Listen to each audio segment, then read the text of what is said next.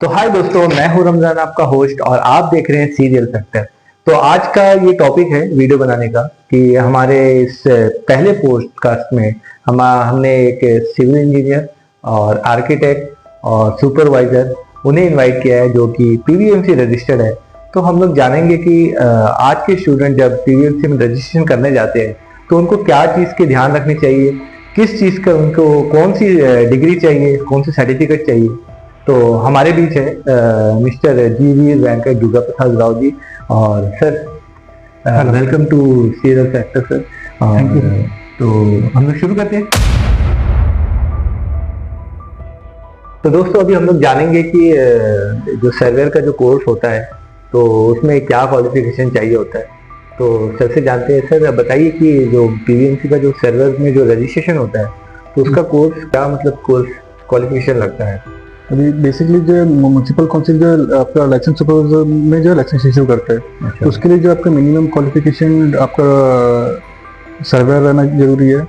या तो आप चाहे तो ड्राफ्टमैन भी कर सकते हैं या तो सीओई जो कोर्स है वो आप कर सकते हैं। ये जो कोर्स है आप पोर्टल से भी कर सकते हैं या तो बकुंतला से भी कर सकते हैं। और ये जो कोर्स है जो ड्यूरेशन है इसका 2 साल का ड्यूरेशन होता है। मैक्सिमम 2 साल का ड्यूरेशन बताया आपने इसका कोर्स का। और मिनिमम स्कूल क्वालिफिकेशन इसमें मिनिमम 10 पास रिक्वायरमेंट है। एवरेज मार्क्स 50-60 रैंक से बस है। अच्छा, तो ये था सर्वेयर का।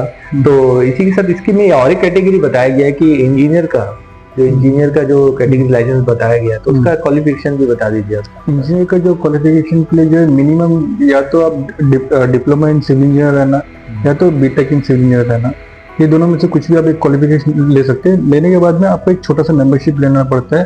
IEI का मेंबरशिप है जो कोलकाता में होता है। वो लेने के बाद में आपको म्युनिसिपल जो है एज ए लाइसेंस इंजीनियर करके लाइसेंस इशू कर देगा। स्कूल क्वालिफिकेशन 10th ही चाहिए कि इससे 12 भी चाहिए रहता है? आप चाहिए तो 10th करके डिप्लोमा कर सकते हैं। अच्छा। या तो 12 करके बीटेक भी कर सकते हैं। तो मतलब 12 चाहिए, मतलब ये बीटेक बीटेक के लिए 12 चाहिए रहता है।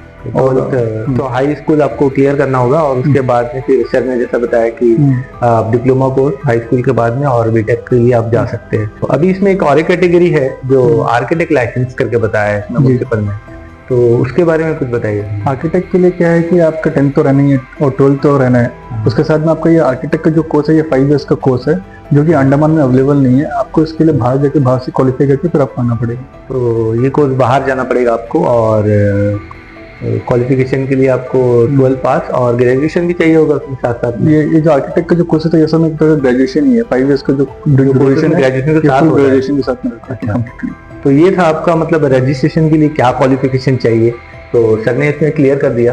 और फर्दर के जितने भी युवा स्टूडेंट है तो उनको ये डिटेल्स पहुंचाइए साथ साथ में, ताकि उनको भी ये नॉलेज हो जाए।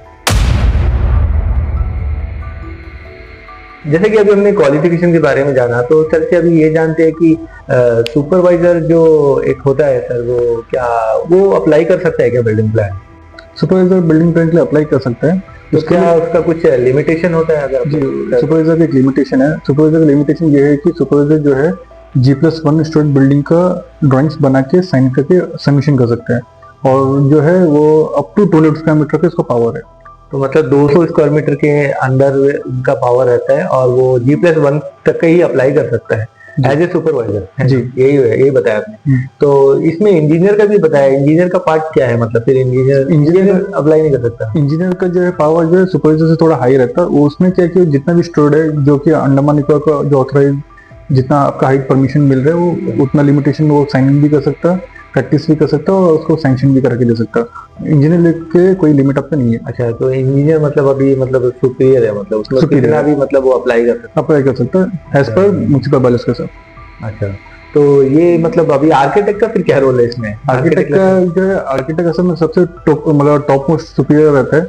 उनका जो फुल पावर है वो जितना भी स्टूडेंट में साइन कर सकते हैं कि जितना भी बड़ा एरिया हो उतना बड़ा एरिया में उन लोग प्लानिंग करके इसको सैंक्शन करके दे सकते हैं। बस एक छोटा लिमिटेशन ये है कि स्ट्रक्चरल ड्राइंग में साइन नहीं कर सकते। स्ट्रक्चरल ड्राइंग के लिए आपको इंजीनियर चाहिए रहेगा, आर्किटेक्चरल ड्राइंग के लिए आर्किटेक्ट चाहिए रहेगा। तो आर्किटेक्ट जो रहेगा वो भी बिल्डिंग प्लान अप्लाई कर सकते हैं? अप्लाई कर सकते हैं, लेकिन उसका जो आर्किटेक्चर जो डिजाइन रहेगा उसमें इंजीनियर का साइन होना जरूरी है। आर्किटेक्चरल डिजाइन जो है आर्किटेक्ट साइन करेगा। जो आर्किटेक्ट में जो स्ट्रक्चरल डिजाइन रहता है जिसमें हम लोग फाउंडेशन, कॉलम, बीम, स्लैब का रिलेटेड रिइंफोर्समेंट डिटेल जो रहता है उसमें इंजीनियर का बस एक साइन चाहिए।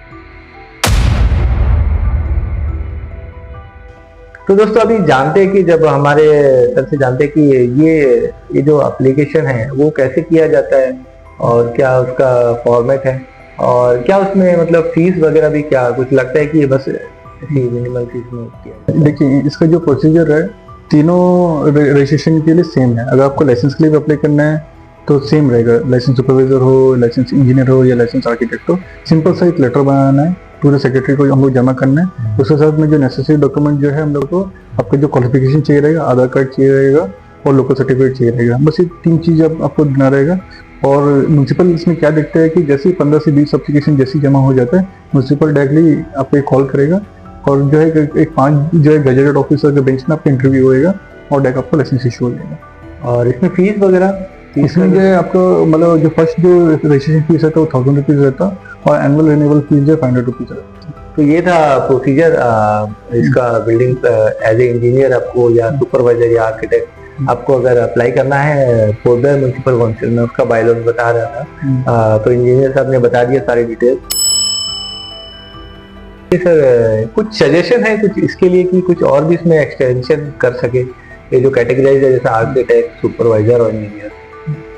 मेरे हिसाब से जो है म्युनिसिपल जो ये लाइसेंस अभी जो इशू किया है, रजिस्टर्ड लाइसेंस सुपरवाइजर हो गया, लाइसेंस इंजीनियर हो गया, लाइसेंस आर्किटेक्ट हो गया, इसका अलावा म्युनिसिपल चाहिए तो लाइसेंस इंजीनियर जो है आपका इलेक्ट्रिकल इंजीनियर जा सकता है, फायर इंजीनियर जा सकता है, रजिस्टर्ड प्लम्बर करके भी लाइसेंस म्युनिसिपल इशू कर सकता है। मतलब इसमें भी कैटेगराइज आप चाहते हैं कि और ऐड ऑन होने से और कैटेगरी बढ़े अच्छा है। तो ये था। तो दोस्तों ये था आज का संडे का पॉडकास्ट। और आज 12 तारीख है, तो आज का ये पॉडकास्ट है।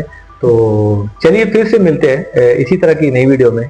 और आप देख रहे थे सीरियल फैक्टर, तो सब्सक्राइब करिए, लाइक करिए, शेयर करिए ताकि ये इंफॉर्मेशन दूसरों तक भी पहुंचाए अपने सोशल मीडिया के जरिए। तो चलिए चलते हैं, फिर मिलते हैं नेक्स्ट वीक इसी तरह की किसी वीडियो में। और ये इस पॉडकास्ट को यहीं समाप्त करते हैं। तो चलिए sir, thank you. Thank you. Okay.